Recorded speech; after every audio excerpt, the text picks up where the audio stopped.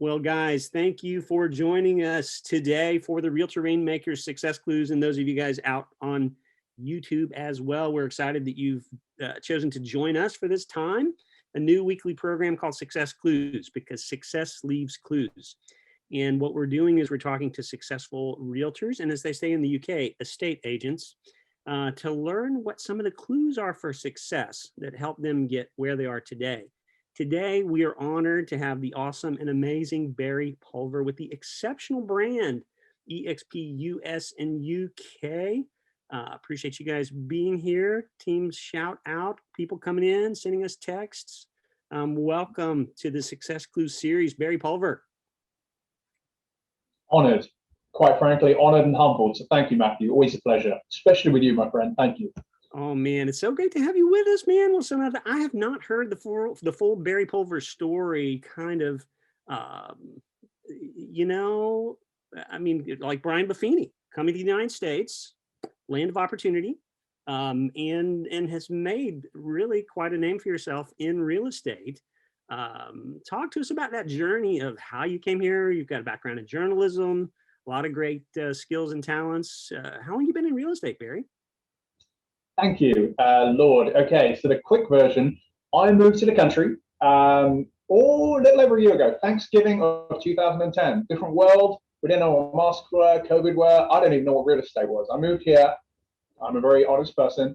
For a girlfriend, as way else do people move, boyfriend, girlfriend, one or the other.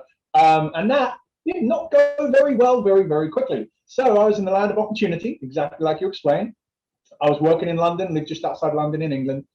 Moved to Denver, North Carolina, not the fun one. And there we go. I'm here. I tell everybody the story. I never sold a home, never had any experience in estate agency, real estate. I knew few people. And then I found my faith at that point. I found my family, now my business. And the rest is kind of history. It's been a very humbling journey, one that at this point in my career, and I'm not that experienced on the grand scheme of things at all, I am blessed and humbled every day, and I now, at this moment in my career, my sole focus is to give back and to help others that don't know me. And calls like this, if I can give a little bit of information or be of a little bit of motivation or inspiration to help anyone in their career in the best industry in the world, that's why I do what I do, Matthew. That's awesome, man. It's cool to hear that journey. Well, it's interesting because I was amazed. I mean, I've known Clarissa for a couple of years. We interviewed her last week, Clarissa Marshall, and she's on the YouTube channel. We've got her recording up there, but she had been at it only for 3 years. Yeah. So fairly new, and she ICON right out of the block. So, you know, she's a curve breaker that way. I didn't do that, Barry. I don't know about you. Did you ICON first year? Nope. No, not even close. Same here. I have a cousin that said, you're one of those lifestyle guys, right? Do you like that quality of life thing? And I'm like, yeah, I kind of like having a good quality of life, right?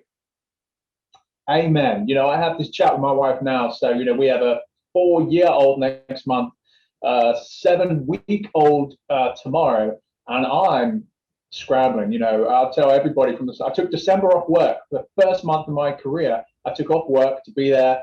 Again, we're not having a baby. Let's be honest. She is having the baby, but to be there to support, and then come back in January. I'm right now working 3 days a week. I'm trying to figure out that life balance. You know, I'm not an ICON agent.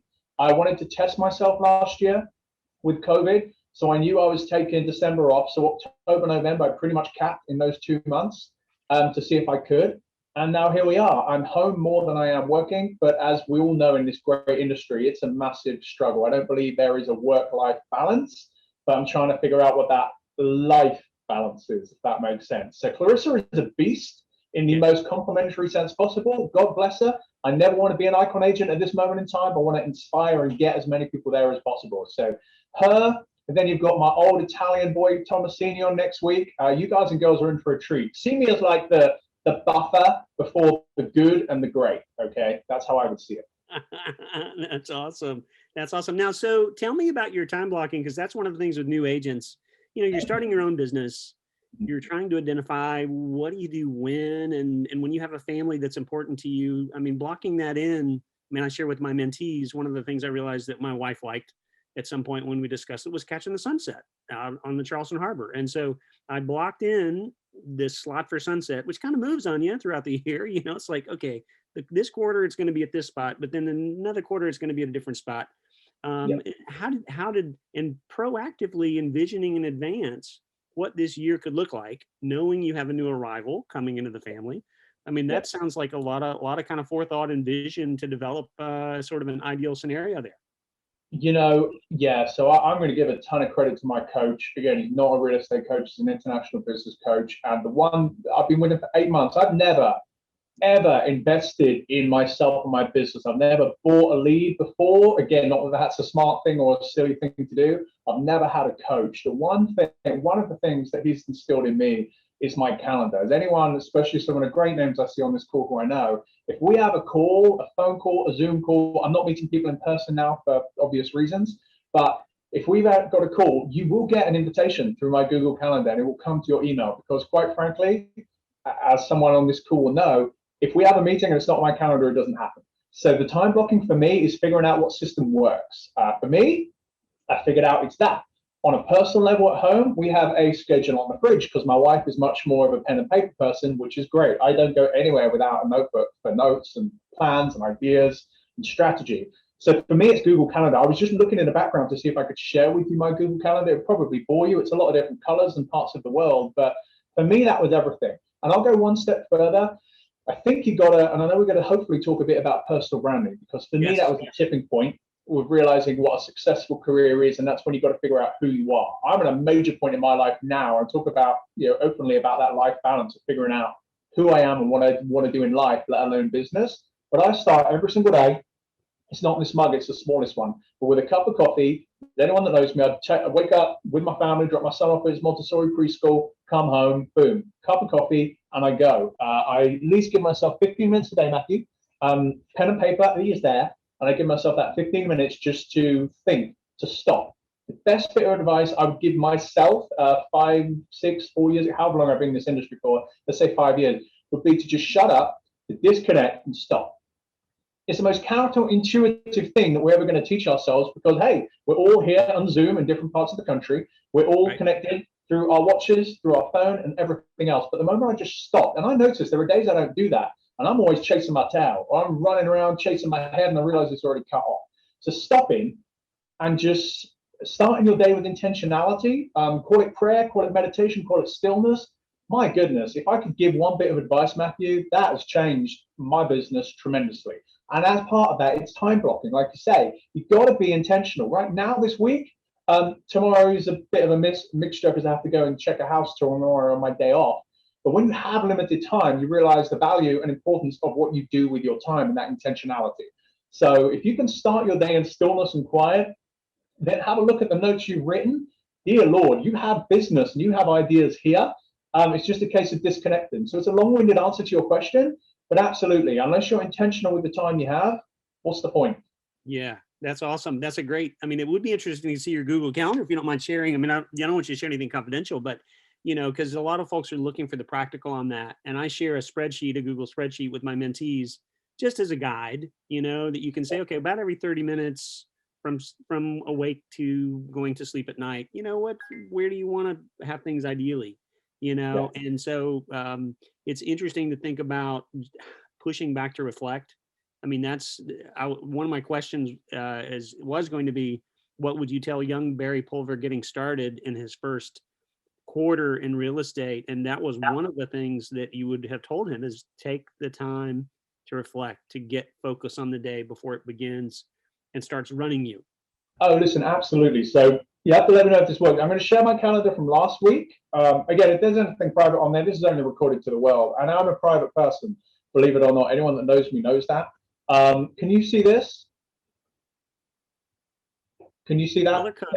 So this is last week, right? That's my day. Nothing on Saturday. One showing on Sunday I couldn't get out of. But otherwise, my Mondays are pretty full. Everything in orange is my son. Everything in blue, the long bits on Tuesday and Thursday are being home with my daughter. And I've got Zoom calls here. I've got meetings there, showings there. And then this is this week. And I'm pretty excited about Friday. But you can see my Monday, intentionally, I had to take care of paperwork and all the fun stuff that I don't like to do. That's why there was a gap. Today was a little bit of a cluster, and I gave myself the afternoon to do negotiations and paperwork. And Friday is my favorite day. I've got a couple of meetings, international meetings, and all that fun stuff. So as you can see, I don't work on the weekends unless I have to. And otherwise, if it's not on here, like if this call was not here right now in pink, which are my Zoom calls, it's not happening. And I hate to say that, but I've had to learn the hard way. I've had to miss a couple of really important meetings and be very humbled and say that. So it doesn't work for everybody. You know, if you have the old school diary or calendar, you know, whatever works, like KV call, like a CRM, whatever flipping works. If that's an Excel spreadsheet, use it. The number one thing I would also, I've got a lot of number one things, and you can tell when I've had my coffee now, can't you? So excuse me. It's kicking in. But the other thing I would tell myself as a young agent, so you want to be like everybody else. You know, you see successful agents, you want to copy what they do. I was always taught. So I joined this great industry with Keller Williams for a couple of reasons, and they teach you, don't reinvent the wheel. You don't need to reinvent the wheel, and they tell you that now as well. And that's kind of true. But I would never have an international real estate team if I didn't kind of challenge that theory. So don't be afraid to be unapologetically authentic in yourself. As a new agent, you don't have that confidence. You know, you need to grow that thicker skin. It takes time, even now. But you have to be yourself. And that's where the personal branding comes in. I wish I knew back in the day, regardless of what company you work for, it's not about the company, it's about you. You know, now I'm with eXp, and I say this all the time, but all the listings I have, the number one question that comes up is when they're filling out, who is eXp? They don't know. They know this.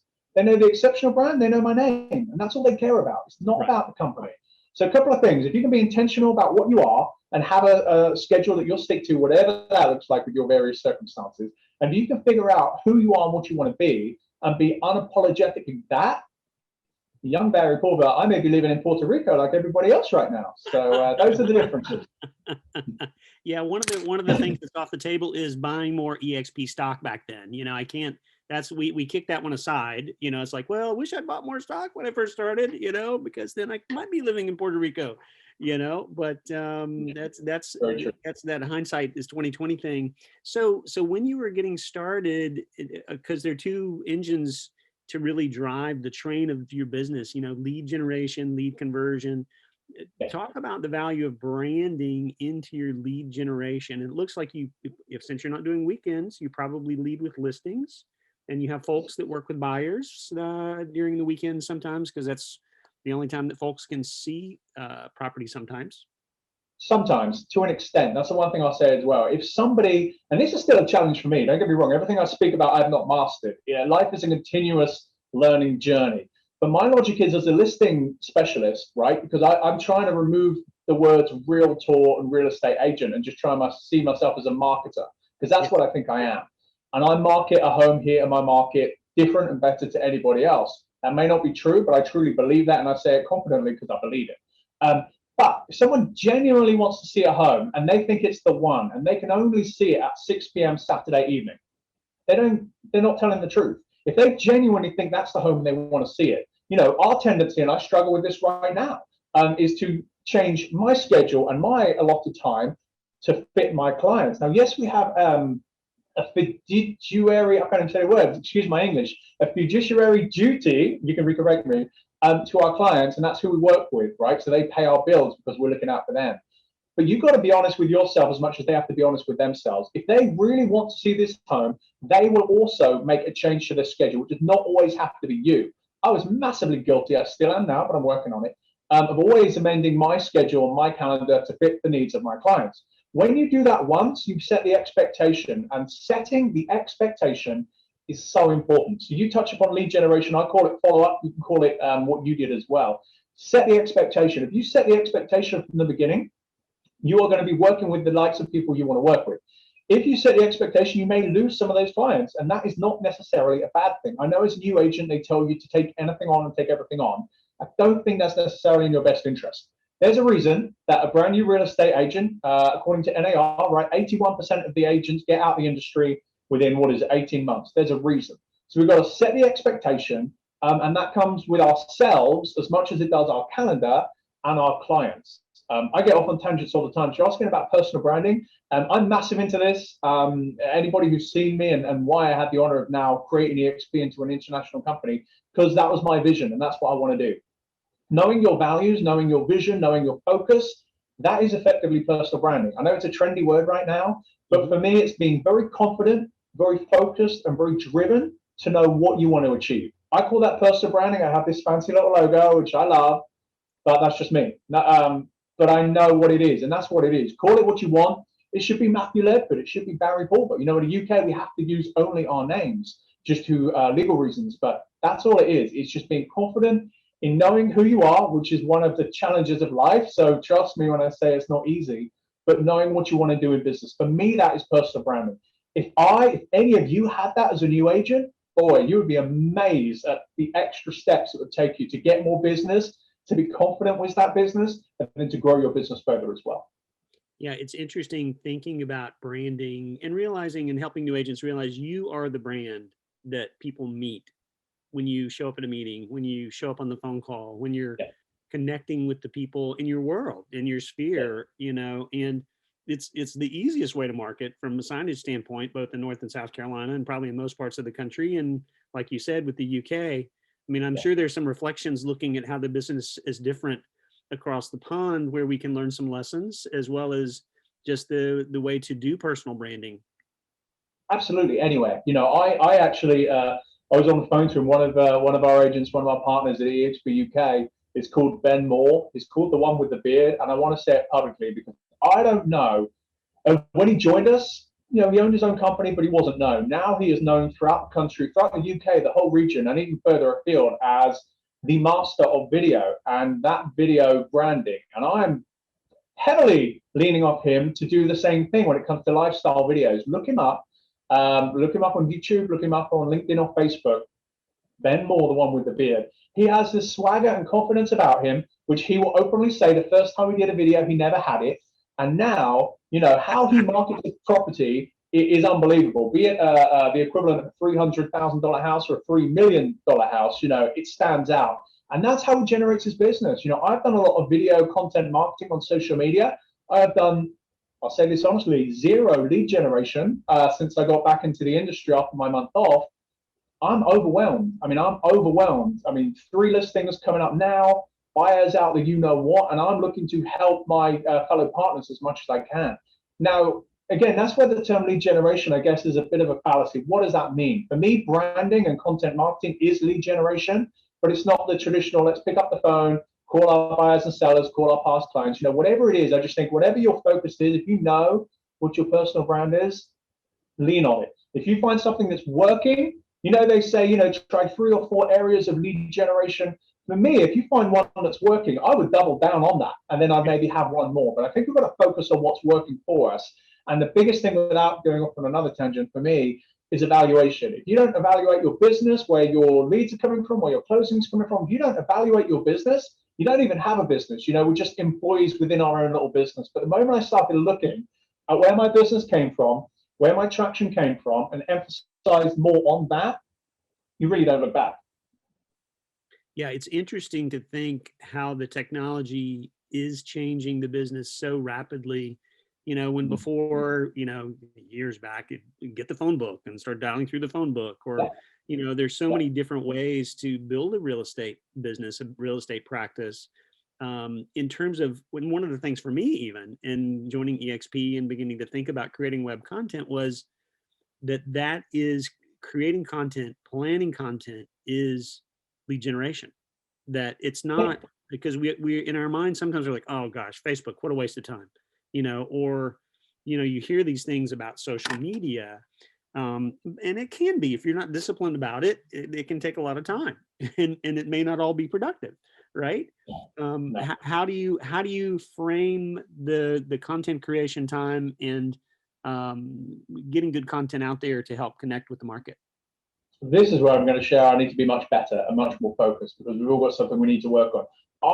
I'll say this publicly, I don't like social media. I use it solely for working purposes. So if anyone that looks at me on Facebook, you will never see, and this is a family decision. I think if you can bring your family into social media, it's going to make you a lot more relatable and therefore hopefully likable, and it's going to help your business. I will maybe put some pictures of my son from behind at a playground, but we don't want to put them, personal decision again, on social media before they can, you know, say they want to be on there or not. So I'm very specific and strategic about what my content is.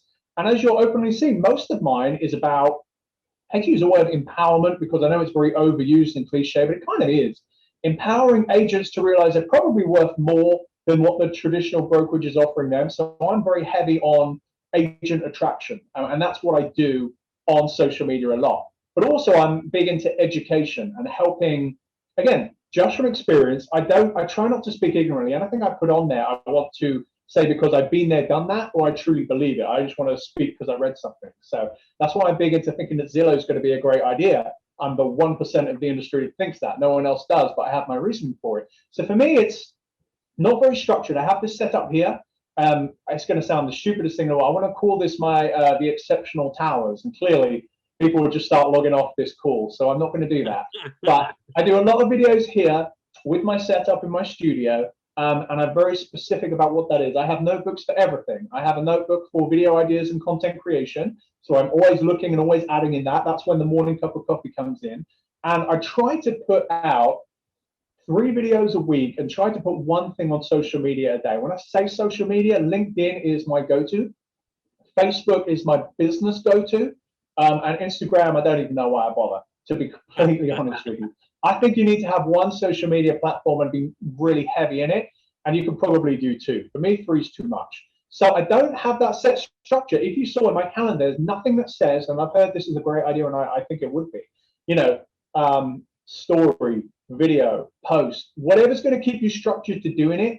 I'm not that way, and I think it would probably help me if I was. My challenge, Matthew, my organization, I call it my eXp army. Most of them are in other parts of the world. So my balance is what time I put something and what the content is. So I could be better. That will be short term, one of the things I work on. But right now, I'm kind of one of those, much like our president, right? If he has something, he just puts it straight on Twitter. Now, for me, when I'm doing a video, there's a little bit of editing that comes into place. So it's not quite that easy. But I certainly try to put something consistently, have similar hashtags, not too many, but the same ones that are appropriate, and put them on the same platform to try and, for me, it's a long-term vision. So I need to be more structured. It's a little haywire. Is the long-winded answer. Did you start out with 3 videos a week, or did you start out with 1 a week, or how did you work yourself up to that? Because that's some production. It is, but again, I've got this little production now which I've bought, so for me it's easy, and I've seen it work. I believe video is probably how I created this international real estate team. So I'm sure there were other ways that it could have been done, but when I've seen something work, I'm like, I better do it more. So I probably did it. One off, it was terrible. I had, let me show you, I had a phone in my hand, put it up here, and I just pressed record and I put it out there. And then over time, you realize it should probably be this way. I 100% of the time need a microphone, and then you can have editing software and bits and pieces. Now, I'm very lucky. I do have a bit of a media and a background in media, nothing fancy at all, but I know what I'm doing. All the videos I do are pretty much one take. It's not an issue for me. It comes fairly naturally. At the beginning, I had zero confidence, and even with a client, as opposed to pick up the phone or answer the phone, I'd rather send them an email. So for me now, to be doing a lot of video content took a lot. But as with anything, Matthew, and as everyone on this call knows, you need to be outside of your comfort zone to grow. And the more you do anything, like the 10,000 hour rule, right? You do something that long, it becomes repetition, it becomes cognitive, and it becomes easy. So at the beginning, it was just, I don't know, let's do it a few years ago. Then I probably did too much. And I learned that you have to diversify your content in any social media for algorithms too. Now I've just figured out a happy medium. I was always trying to get business, grow business. Now I just want to be consistent in my message. If people like it, great. If they don't, I don't care. I'm just putting this out there. I'm not doing it for no reason. I'm very strategic. But yeah, it went from just doing it to probably doing too much. And now I'm sort of at that happy medium. Found a good stride. And so really LinkedIn and YouTube, YouTube first, and then LinkedIn. I think a lot of people are saying LinkedIn is a missed opportunity for people that are not really leveraging it. What do you think about that? Massive. Oh, massively. For me, it's been massive on my international side, and that's really been the focus. I knew, right, let's go back 2.5 years ago when I joined eXp. We're a North American company, plans of international expansion and all this stuff, but no one knew what they were doing. I know it's being recorded, so maybe I should be careful, but people knew, we've got great leaders at our company and they are exceptional at what they do. But as with anybody, when you're outside of your comfort zone, outside of your knowledge sweet spot, it's all the unknown. So I was just looking to use LinkedIn heavily to find out who's who do I need to know, and how do I learn? Because I think with education and with learning and what you put in, you can put out. So I did that. I connected with the right people, and the rest is history. So I use it massively on the international side to resonate with my international audience, but it brings me sales because I'm consistent, I'm confident, and I add value. It brings me sales and business. I had a message last night I could show you from an old friend of mine who's now looking to buy and sell his home locally. But I use Facebook, which is the same content. It makes zero sense. But Facebook's what will bring me most of my sales, my listings business, and some purchases as well. LinkedIn's more from the growth side and from the, I don't want to call it ego, because I let that go a long time ago when I got married. But from the branding standpoint, from the branding and from the growth, Facebook is more so local. Because the one thing, I think YouTube I use in my portfolio. I think YouTube is massive. And I think there's a long-term play, as all of this is. But for me, YouTube, a couple of things. I have to say this as well. So if you're putting a video on LinkedIn or Facebook, you've got to upload it directly. If you put the YouTube link, the algorithm will take people off their website. Let's think about it. Facebook, LinkedIn, any social media platform make their money from marketing. So if you're looking to put something that's automatically going to take them off the website, it's not going to be put on other people's news feeds as heavily as it would if it's organic and it keeps them there. So that's why YouTube is kind of my background portfolio, which I can put people to separately. But Facebook and LinkedIn is how I build my business. And I think LinkedIn is a missed opportunity. The big thing I want to just double down on, though, you can have too much of a good thing. If you're on Facebook and you're very well connected on Facebook, don't look to grow a brand new audience on LinkedIn because you already have it in front of you. You know, the tendency, much like lead generation, is to spread ourselves too thin. Yes, I need to call for sale by owners. Oh, I should call expired. I should probably do some prospecting. Oh, I need to use social media. No. One or two things, do it to the very best of your ability, and it's much better than 4 different things spending 25% of your time. So for me, I think LinkedIn is a big missed opportunity, but only if you're already on there. I think you need to look more into that. You know, the other thing I want to say, which I'll leave with until you can ask another question, is a great thing about content on social media is engagement. You have to engage with other people. Don't just put your content out there and expect people to see it. That will not happen. Algorithms are there for a reason. People who are engaged in the platforms, who spend time in the platforms, and who are outwardly showing to speak to and connect with, engage with other people, will show your stuff. It's just nature.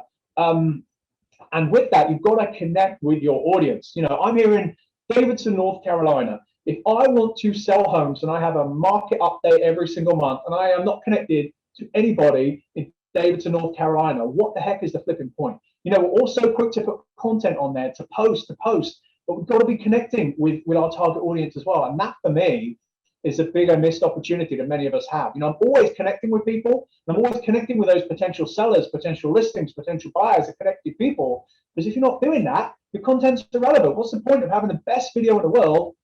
Nobody's going to see it. Right, right. It's interesting when you see things that get traction that you posted, and often it's a conversation prompt that starts a conversation going, you know, and being able to respond within the thread after that post, creating engagement beyond just that initial post so that the community engages around it, right? Have you thought about, or as you do post, are there specific ways that you post to help increase the engagement across the different platforms? It's a great question. One answer I'm probably going to say at this moment in time, and that's just because I'm old. I'm 36. I'm tired. I've always been tempted to get on the controversial side, and I'm not going to say that publicly because I don't recommend doing that. I speak about Zillow because I truly believe it. I wouldn't speak about something if I didn't believe it. But I would liken it, because we're all real estate agents on the call, so I would liken it to prospecting. You have a for sale by owner, and you give them a call. Hi, my name is Barry. I'm the owner of the exceptional brand powered by eXp. I would love to sell your house. What are they going to say? They're going to say, no, it's not an open question. If I call them and say, hi, Mrs. For Sale by Owner, my name is Barry Pulver. I'm the owner of the exceptional brand powered by eXp. I saw you were trying to sell your house by yourself. Kudos to you. I have something I would love to share with you because I think it's going to help. I'm much more likely to get a response. The difference between the two is an open and a closed question. So I think when it comes to social media, we use the same strategy. You know, if someone puts their thoughts out there, a general question, I want to use Davidson because it's the best town in North Carolina, no offense. And let's say, hey, you know, I was in Main Street, Davidson today. Where's the one place I want to look at? Or, you know, I'm really hungry for lunch. What do I need to look at? You could say Kindred, Or you can say, well, you know, there's a really great restaurant called Kindred. Let me tell you, it's just the depth by which you respond or engage, for me, just on a simplistic scale, an open and a closed question. You know, if you have an open question, typically it's going to be involved in engagement as opposed to a closed question, short, factual, and to the point. So anything you could do to engage, which is to build intrigue and to, that's why I like value, content marketing. It's offering value. So if you can build the intrigue, you can build the value, and you can keep everything open. Think of the questions we have every day. You know, it's the same thing. If you're speaking with your spouse, your partner, your child, your neighbor, you're not going to say, hope you have a great day as you walk by. You're going to go, hey, how's your day going? It's the little things, human psychology, the little things in our conversations that can make a massive, massive difference. Yeah, and it's amazing the power of curiosity. You mentioned that intrigue, you know, of stimulating that. And I'm thinking about your 3 videos a week now and thinking, does Barry know on Monday when he's getting ready to hit the week what those 3 videos are going to be, or how does that evolve in the journey? Well, you know, because I was pretty honest, you know, I have no flipping clue, but I have a book that has normally probably got 80 or 90 ideas. You know, I have different ideas for video content, and they typically form in a, what trying to say, like a series. And I am, and my wife would tell you, I am the best idea generator in the world. However, one of my personal and professional challenges is to see something and follow it through all the way. If you have a look and you look back a year, 2 years, you'll see I had like exceptional Be More Mondays. It was a different thing. It'd be a video on there, you know, about motivation or about just different bits and pieces. Now I'm so scattered. I probably have a good idea, but that's why for me, and I'm not just using this mug, I wish it had something in it now, but that cup of coffee I have in the morning is so important for me, because it's I see my ideas, which I know I've already alluded to, but they kind of come to me when I disconnect. And with 2 small kids and a wife and a pretty successful international business, it can be difficult to disconnect. So for me, I have a better idea for the day ahead of time. But as you can see by my calendar, come Sunday, I pretty much know what's going on. So it's a little bit of both. Again, we all have, if we're very honest and open with ourselves, we will have something we can work on. I have some really good ideas for video series. February, I know it's being recorded, but I'll tell you. So here at eXp, I have a pretty good organization. I have a lot of people. I know it's Valentine's Day month, so I want to give back. And I think the best way of me giving back with an audience, nothing massive on LinkedIn, I think I have about 4,500 people. And I want to give back to let people know some of my partners. So I want a short interview. We're going to figure out 4 questions, short, snappy, to the point, and give my fellow business partners an exposure of mine, and then obviously their social media platforms as well. So that's my idea for February. We're already on the 3rd of February. How many interviews have I done? Work in progress. I love it, though. I love it. And it's great to be able to feature the business partners as well. Love to turn just a little bit about to the international business development piece. I was fortunate to connect with a couple folks in South Africa on LinkedIn, and making an introduction to Andrew down there, and hopefully on Friday. Time zones are really kind of different to challenge. It's not just, you know, working in Davidson with that part of the business. Share just a little bit about that journey of getting started with opening up international. That was quite an exciting chapter with eXp. Yeah, I mean let me go back one step further. You know, I got into this industry. It sounds crazy now to change the industry. And Annie and anyone that knows Andrea, everyone that knows my story here knows. I mean, I'm a broken record. I'm not a scripted person. That's why you probably never see me successfully call an expired listing, but I will get the business because I know how to do it. But I got into this industry to change the industry. You know, I love the idea of the industry. Here in America, you can make 3% commission, and all you need is a real estate license. But here in North Carolina, 79 hours of education, and then 8 a year and $2,000. Where else can you do that? You know, in the UK, the average commission is 1%, and 97% of the industry is an employee. So their base salary is like 2-3 commissions of what we get at our price point. Crazy. So I wanted to get into this industry. Life took me here. I started in property management, and I'm never going back to it. And that opened the door. God bless you if you do it. By the way, you're a much better, stronger person than me. And that opened the door to real estate. And I joined Keller Williams for a couple of reasons. The lady we bought our second home with here was the most successful agent in my town of Davidson. She was with Keller Williams. She was recommending I get my license, so I did that. Also, I know they're international. So it's like, oh, that would be kind of nice. So I got into this industry to change it. I never, ever, Matthew, thought in like 3 years, 1 year at eXp, I mean, it's really humbling, but I never thought I would be the one who took this into an international company. I didn't. I mean, but the honest way, I was always new, call it a calling or call it just a vision or personal branding, whatever you want to call it. I wanted to do big things here. No company, and I've spoken to most of them, I don't want to say shared the vision, but didn't really have the infrastructural capability to do it. I was a nobody. I joined eXp as a fairly new agent still, okay? Not setting the world alight, no personal brand. I was still trying to figure out what I was doing.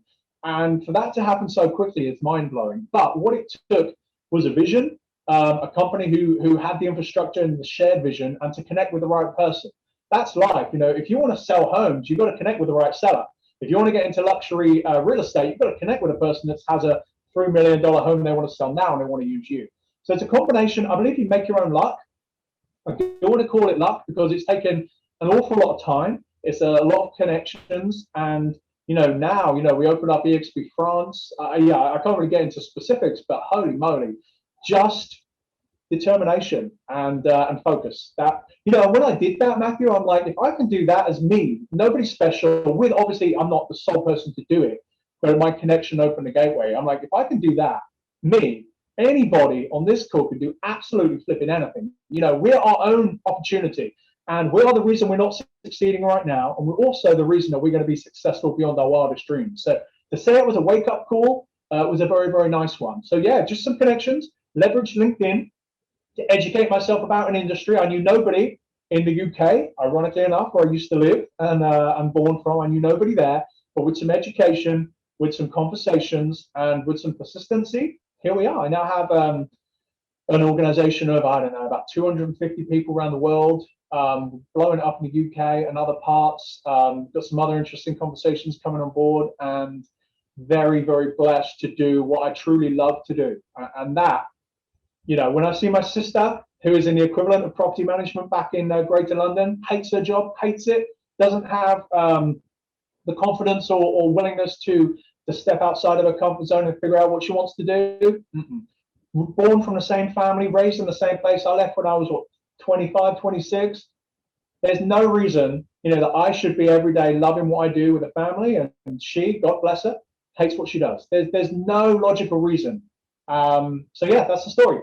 It's amazing to hear, and it's for me to see how quickly eXp has moved on so many fronts, internationally, and really being built. I mean, for a pandemic, who would have thought that the cloud technology, the intellectual property, all the different pieces would be so critical at a time to continue to grow at a really rapid rate. I'm going to open up for chat questions here in just a little bit. So guys, I know you have questions for Barry that you've been itching to ask, and he and I have been chatting for a bit now, and you'll be able to drop them in the chat window.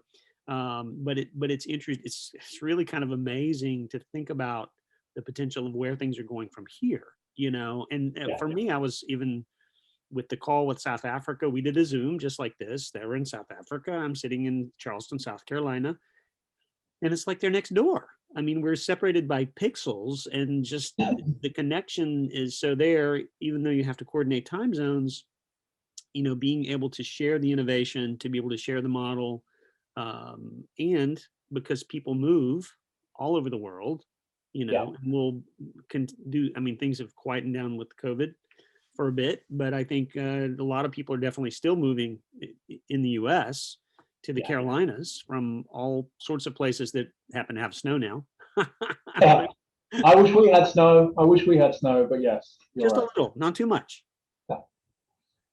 But you're right, and that's something I think, and I think it's just being different. So let's go back to sales, right? Because I love what I do, and I'm trying to get out the buyer side. I really am. I love listening because the work's at the front end. I can be creative. I figured out I love creativity. As someone that can't even draw, my 4-year-old's probably better at coloring than I am.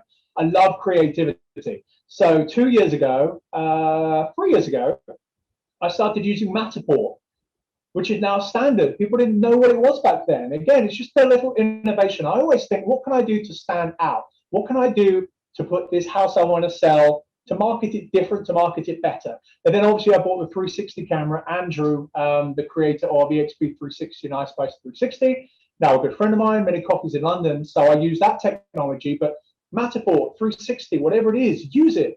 Zoom, Lord, I've been using Zoom for about 2.5 years. Now everybody's zoomed out, aren't they? Because we do it all the bloody time, and it's a lot. It's being different, it's being creative. And then that's why the world comes into it. You know, if you're part, excuse me, and I know not everybody is, so this only speaks to eXp people, but if you're part of eXp and you want to start meeting people, no pressure, Matthew, but meetings like this, and to engage with people on a mind-blowing creative standpoint, get into the world and meet people. Meet your fellow partners, get into the training. You know, Zoom is great. We're using it right now. I use it pretty much every day, but we are pretty zoomed out. And the world is just mind-blowing. You know, the technology continues to evolve, but the opportunity, listen, I could not wear my shirt now, and we could be having a meeting in the virtual world. My avatar's much better dressed, much better looking. You wouldn't know what I look like. So utilize the technology that's out there. It will help you grow your business. It will keep you creative. And when you're creative, you will be more successful. That's what I found. It's amazing the creativity that gets spurred from calls like this and the meetings in the world and even on workplace. I mean, it's amazing the knowledge bank that's in workplace, just being able to search. I mean, I try to encourage the mentees to get in there and search to answer their own questions very quickly, because often somebody's already asked that same question, gotten answers from it, and then sometimes mega agents that have huge teams have incredible answers that it's like, oh wow, that's a whole nother scale there, you know. Success, what do they say? Success breeds success, and success leaves clues. Right. Again, I don't think, and I'll say this honestly, I don't think eXp is the right company for everybody, but if you want to have your own brand and if you want to succeed, eXp is a great place to do it. And just look at the training. You know, I'm from experience, again, I joined the largest training company in the world. Just be very cautious of who does your training. So when you get into the world, again, I'm just speaking to eXp agents, but you can get a guest passport and check out our training for free. Get in there. The people who do all the training are what's called ICON agents, aka, you know, the 1% of 43,000 agents. So if you're ever wanting some motivation, some inspiration, some training ideas and advice, some tips, get into the world, get onto workplace. That's why, like I said earlier, I think before we started the call, I don't necessarily believe in paying a coach in the industry, where here at eXp and some other companies, you have that for free from people who are at the top of their game.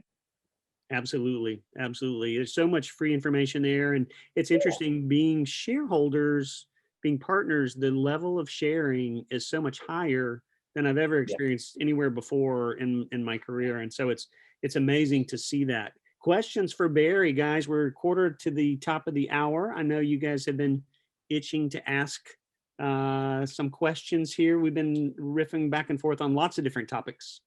And I'm a talker. I'm a talker when I've had caffeine. So I apologize. I can happily go and sit down for 15 minutes and give you time back, I promise. Thank you, Tonya. Now I'm going to call you out because you turned your video off as well. I can see everybody here. Tonya, where are you in your business right now? And what's the one thing that's seeing you success? No pressure, a little bit of pressure. Well, I'm an ER nurse, and so I got furloughed from my job in May. And so I met Matthew this summer through eXp, and I left the company for a couple of months, which was a big mistake, and now I'm back. But I've got a house under contract now. I sold one last month. I am using Zillow leads, and it's really good for me. That's awesome. You know, good for you, by the way. Thank you for what you do. My wife owns her own PT clinic, and that's as gruesome as it gets for me. So God bless you. Thank you for what you did, and good for you. Again, Zillow leads, paid for leads, I don't think it matters. Whatever works, works. And I think you knowing that, you know, I know it's February now, but it's still the start of the year where you can evaluate your business, evaluate what's working, what isn't working.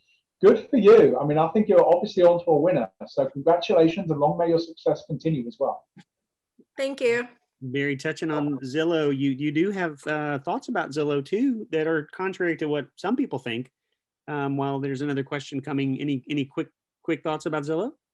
Sure. Yeah, I know there's a lot of chatter about them becoming a brokerage, and I'm all for it. You know, I am all for it. I know the typical real estate agent would say, hey, I don't like it. They're going to chop my business out from under me. They're going to take my business. They're going to take our business. I think we need it. Matthew, I'm pretty honest. Again, I'm not the most experienced agent in the world. I feel like I'm the oldest, and I know I'm not. But I think that is what really, thank you, Annie, is going to bring us to what is important, what's going to truly see our success, which is our personal brand, right? Zillow is a big name. It's a portal. It's the go-to. So if you as an agent, if I as an agent am doing what every single other person is doing, whereas I can go to Zillow and they'll do the same thing for cheaper, why would I not do that? I think we have to self-evaluate. And I think what Zillow is going to do for all of us is to evaluate our personal brand, what we do, how we do it, and how we can be better. And I hate to say this in case anyone's on this call, but those who don't do that are going to be left behind and be out of the industry. And it may not be a bad thing. I mean, if you're passionate about this industry and what you do and helping others when it comes to their housing needs and whatever that is, you will figure out a way to figure out who you are. And that's where that self-reflection comes in. You know, as a new agent, Lord, no, I wouldn't say this, but I truly believe it. You know, if there's 1.6 million realtors in America, I don't know how many people there are. We stopped watching the news back in March. Say there's 360 million. I mean, that's a pretty high percentage of people on the big picture are a real estate agent because there's a low bar of entry, both educationally and money-wise. And there are too many of us. The market is great. At least it's great here in Davidson. It's great where you are in Asheville. So removing some people from the equation is not a bad thing. But what I'm really hoping they're going to do indirectly, Matthew, is to get all of us to elevate what we're doing and how we do it, to have better standards, to have better marketing ability, and to help our clients to a better level. So with that said, I will publicly say I'm very thankful for Zillow raising the bar indirectly. Does that make sense? What are your thoughts? Yeah, I think it makes a lot of sense. I mean, one of the things that I encourage all of our mentees to realize is there are people that they know that need their help. And they're the hearts of the people that I get to work with is just awesome. You know, it's like, and so to know that it's like, wow, man, they might not get the best realtor if they don't get you, you know? And so making sure that your sphere is well cared for and realizing people are moving, you know, every 5 years. So roughly 20% of each of our databases, the people on our cell phone, they're moving, you know, and it may not be, it's hard to know exactly who's moving when if you don't stay in touch with them. But, you know, really caring and loving your neighbor, you know, even if the neighbor's in South Africa or wherever, like London, you know, that's an extended neighbor there in a different way, you know, is key. And it's like, I know the disappointment I've had when I've like, oh man, somebody else's sign is in that yard and I could have helped them and have done a better job for them, you know? Yes. I mean, have you felt that kind of regret? It's like, oh, I missed that one and I shouldn't have, right?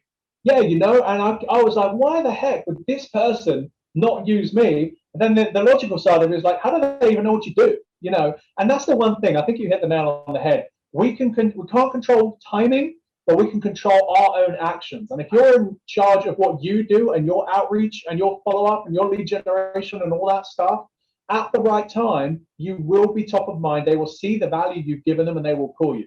If you don't, and you look next door and they've got a Redfin sign, I hate to say this, but it's your fault.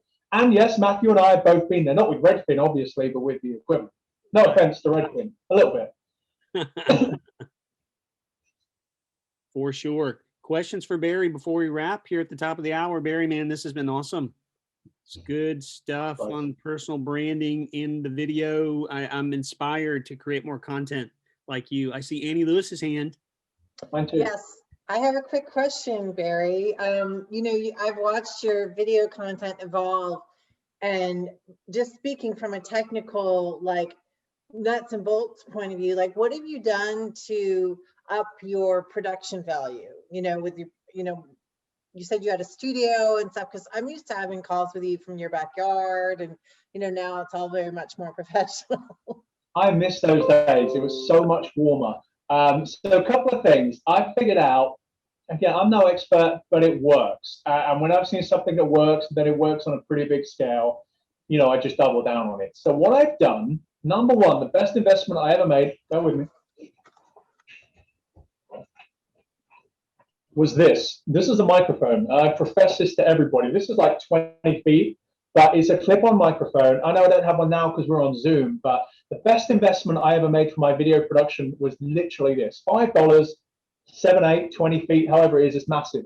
And then I just, as time went on and I got more successful and I decided to invest in myself and my business, I got a green screen. I know this isn't real, but I bought a green screen with that. Well, I didn't actually. I bought 2 lights, big vertical lights, as you've probably seen many times. Came with a green screen. I have a tripod, which I'll put my phone to. It's really nothing fancy. I have a tripod, I clip in the microphone, and away you go. The videos, feel free to look at all of them. They're all on Facebook. Look at my name on YouTube. I'd actually much rather, as I'm trying to build out the channel, type my name into YouTube and have a look. You'll see the progression. As you say, Annie, from me sitting out in my garden when it was nice and warm, I miss those days, to me just walking around, to me now having, I would see somewhat as a professional setup. But the best thing I can say, you don't need it. You really don't need it. You just got to do video. The more you do it, you'll get confidence. The more you get confidence, I promise you, you'll spend $5 and buy a microphone, and the rest will be history. So it's been a natural progression after about probably 3 years or so. But have a look, Annie, thank you again for the question. Have a look on my YouTube channel. You can literally see that first video I did all the way to what I did on Monday about why I was on the front cover of the Top Agent magazine for the international edition. And I think video has been a large part of that as well. So Barry, how do you choose between doing a live and a produced video shot? You do much live stuff, or how are you dividing those up? I literally just record them. Like, time is so sparse for me. I may do live videos internally. I have, my little organization, I have some videos that I'll do on there, but typically I just record them all. And then I top and tail it through a platform called InShot, because I'm the 0.1% that doesn't have an Apple. And then from there, because I have a green screen, I go to CyberLink Power Director, which I have on my computer and on my phone. I use a chroma key to get rid of the background. I put some fancy little text on there. This has all happened over the last 3 months. So my process has evolved. Originally, I would literally just press record and put it on there. If you're looking to do video and you need confidence, I really think the best way to do it is do a live video. Do it on your Facebook group. Have something you want to say that's going to add some value, that's going to make you feel uncomfortable, because I can promise that's going to happen anyway. And then there's no pressure, because you have all the pressure in the world. You press record. If you really don't like it, you can delete it. Whoever watches it live, and the purpose of that, throw yourself in the deep end. It's the great part about life. Throw yourself in at the deep end. It will be recorded afterwards, unless you want to delete it. And then it will also come up on the top newsfeed for Facebook. It will say, hey, Barry Pulver's gone live. So it gives yourself exposure, puts you in at the deep end. Worst case scenario, you delete it and you've already done it. So my process continues to evolve, but I really think if I could tell myself one thing at the beginning, I'd probably start doing live videos. That's good to hear. Live is funny. It's interesting to see who tunes in, and you can always delete it if you don't like it. But that's one of the things. Like Ricky Caruth is like, just do lives. Just put the live up there and roll with it. And don't worry about production. Just make it happen. That way you get it done. Exactly. And there comes, that's probably the best way to do it. I can't think of the lady, super successful business lady. Her logic is she's got, I think it's the 3-second rule. Whenever you wake up, if you don't want to get up and you've got to go for a run, you don't want to, you have 3 seconds cognitively, otherwise you can talk yourself out of it. So if you press live, it's going to record, whether you want to do it or not, it's there. So I just think put yourself in those uncomfortable situations, or worst case, just do it. I mean, we all know those who are doing video on social media will get you standing out above the 20 other realtors that all your friends know. So do it, record it, watch it back, be horrified, be impressed, delete it. Keep doing it to the point where you just do it. Worst case scenario, you build business and you get people looking at your crap video. Happens to me every day. I don't think my videos are amazing, but they get me business. So how am I gonna complain about that? Right. It keeps us all humble too, right? It's like, okay, yeah, that's me. That's how I really look. It's that's just part of the deal, right? There's a reason I wear sunglasses on my head all the time. There's a reason I'm well overdue a haircut. I mean, it's just a fact. I look this way. I was born this way. I know we can make modifications, but yeah, at this age, at this point in my life, let's just do it. You just got to be, and that's the whole personal branding thing. You got to be comfortable. You got to be aggressive. You got to be ambitious. You got to know what you want to do. And that's where video comes into it. You watch it back and that's you. You know, that's going to be you. Whatever you look like, it's great. You know, there will be a natural confidence that comes with it when you see results, but more to the point, when you just do it. Love it, Barry. I'm going to share your, I've got your socials up here on another screen. Barry Pulver, thank you so much for joining us and sharing some success clues with these agents, both on YouTube and with us live today. Barry Pulver on YouTube, be more exceptional. And then on Instagram, look at him in the top agent. That's pretty awesome. Barry Pulver NC on Insta, also on LinkedIn. I got people messaging me here. Of course you do. Barry Pulver on LinkedIn. So tag him, follow, and learn from the master himself, international man of mystery, intrigue, and exceptionalness. Barry Pulver, guys, thank you so much. Matthew, thank you. And listen, thank you for all you do. You're doing a great job in one of my favorite parts of South Carolina. So just from me to you, thank you for all you do. Thank you, Barry. Appreciate it, guys. Thank you, everyone. Have a great one. Go out there and love your neighbor this week and meet some new neighbors as well. Maybe some you haven't met before. Amen. Thank you. Thank you. Bye.